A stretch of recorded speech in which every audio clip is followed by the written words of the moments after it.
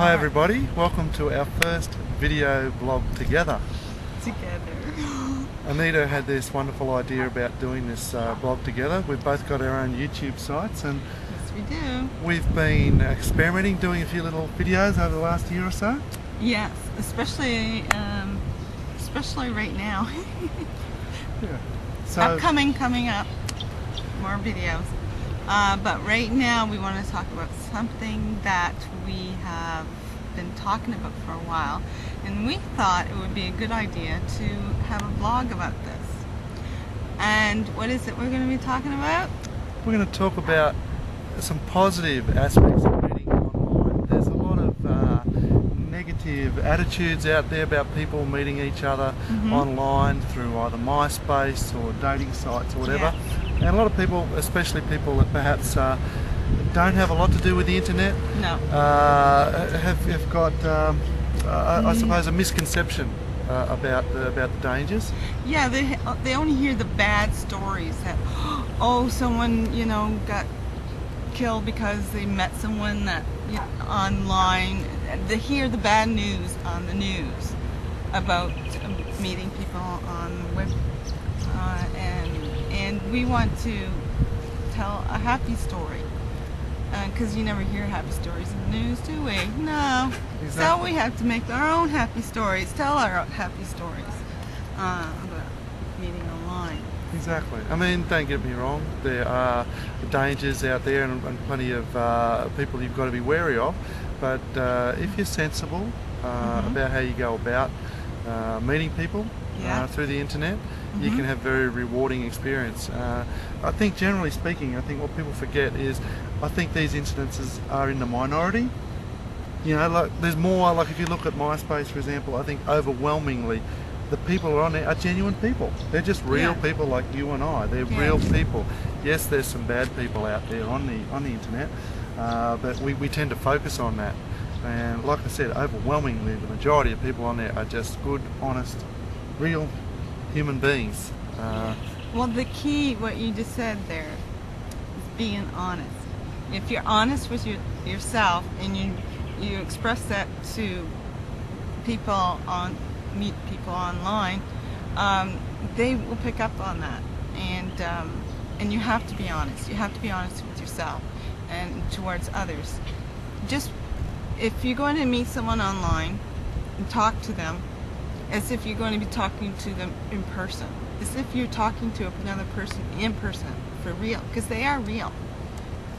We hope the majority are real. Yes. So you have to treat people that way, and to not pretend that you're something that you're not, because majority of people will pick up on that. Exactly. I mean, look, there's people out there with fake profiles, and they are out there to, prey on people. Yeah, certainly. Just be sensible, as Anita said. Yeah, treat everybody as if they're a real person. But just be careful, obviously, with what information, personal information you give out about yourself. Yeah. And it's pretty. If you take precautions and just take your time, it's not too difficult to establish if someone is genuine or not. I mean, look, you can meet somebody at a nightclub or in the street or anywhere in a supermarket, and just because you see them physically doesn't mean that who they say they are is who they are, or what story they give you about what they do, what their past history is, or anything. You never know. And so treat it the same way as if you're meeting someone there. You'd be cautious, so and just take your time. Like I said, don't giving out your home address and personal details up front, and just take your time. The webcam is a fantastic thing, of course, because after a while of chatting and perhaps email, you can, if you have a webcam, use that to actually establish that person in the photos and so forth is real. They're there, you can talk to them, just see them, just like we're sitting. Yeah, you and I talked a lot on webcam. Exactly, we first sure got did. Communicating. Yeah. We accidentally met each other on there. We weren't in. Why would I meet somebody on the other side of the world, down under? Which brings us to a positive story. Yes. Our story is a positive story. And this is a great love story, I think. But it is. I mean, obviously I'm from Australia and Anita's from Canada. Neither of us set out looking for love on opposite sides of the world. We're both on MySpace, and Anita basically stumbled over my profile by accident when she was just browsing through profiles on MySpace, and said hello. And well, it took me a while to get courage to say hello even. Anyway, because you had some things on there that yeah. I don't want to go into details. Okay. Yeah, don't give away too much. I don't want to do. You liked what you saw. I like what I saw. And looked like a genuine, nice fellow.